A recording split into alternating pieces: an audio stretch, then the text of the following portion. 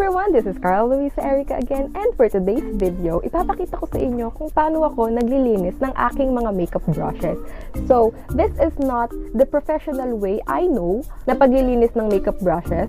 So, this is only how I do it, okay? So, gagamit tayo ng mga bagay na makikita nyo lang sa inyong bahay at sana makatulong ito at mas tipid ito, syempre. So, anyway, the rest of the video is voice-overed dahil nga binidyohan ko lang kung paano ko nilinisan yung brush ko. So, if you wanna see it, just keep on watching.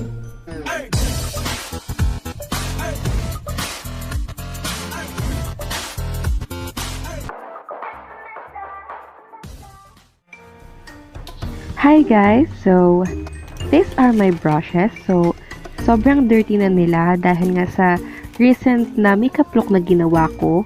At ngayon, it's time para linisin na silang lahat. Now, this is the Silicone Egg Brush Cleaner. Ito ang gagamitin natin panglinis ng ating brushes. This is the strainer. Ito ang magiging alternative natin kung wala tayong silicone egg. Now, we have here a shampoo. Ito ang magiging panglinis ng ating brush.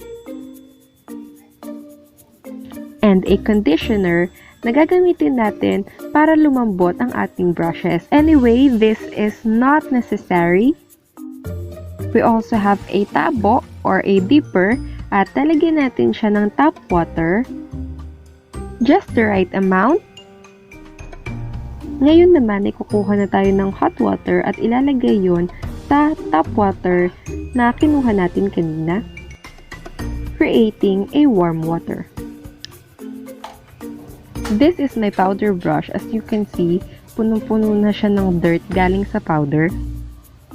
Ngayon ay ididip na natin siya sa ating warm water para mabawasan na yung dirt na meron siya. Ngayong basa na siya ay mas visible na ang dirt na nakadikit sa mga bristles nito. We'll now get our silicone egg. Ganyan ang tamang pagsusuot ng silicone egg. Then kukuha na tayo ng shampoo. Just a small amount. Ngayon, na may shampoo na ang ating brush, ay i-rub na natin siya sa ating silicone egg. This way, matatanggal ang kanyang dirt na nakasiksik sa mga bristles. Makikita nyo na nag-iiba yung kulay ng bula dahil nga ayun na yung dirt na nakakapit sa ating brush.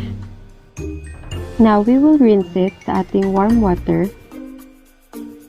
Ngayon naman ay kukuha na tayo ng conditioner para i-apply din sa ating brush.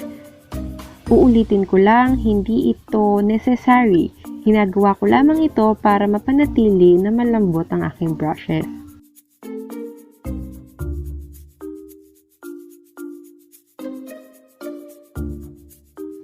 I'm just rubbing it sa ating silicone egg at i-rinse ulit sa ating warm water.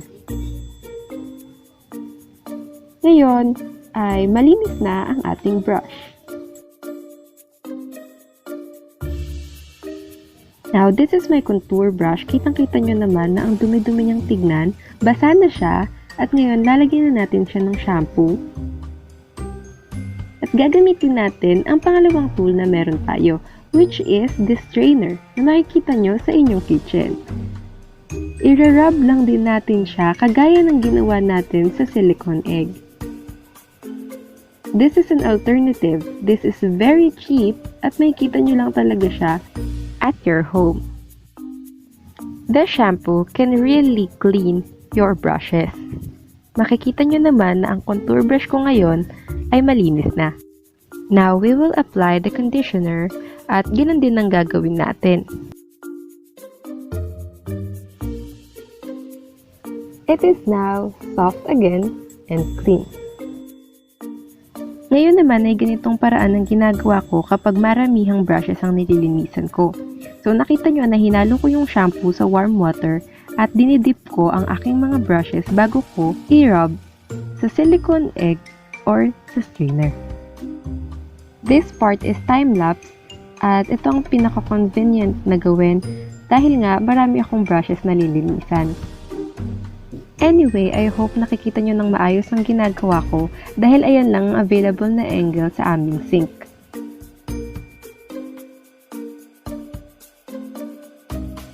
Now we will proceed to conditioning our brushes.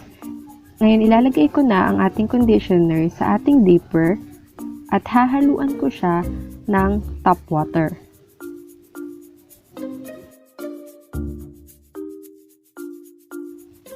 And just like my hair, ibababad ko ang aking makeup brushes sa conditioner para mapalambot ito.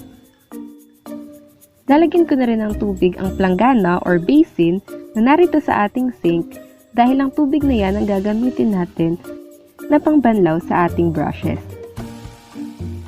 Isa-isa kong kukunin ng mga brushes na nakababad sa conditioner at babanlawan ito sa nakahandang tubig sa planggana. Ganoong way lang din ang gagawin ko sa lahat ng mga natitirang brushes na hindi ko pa nababanawan.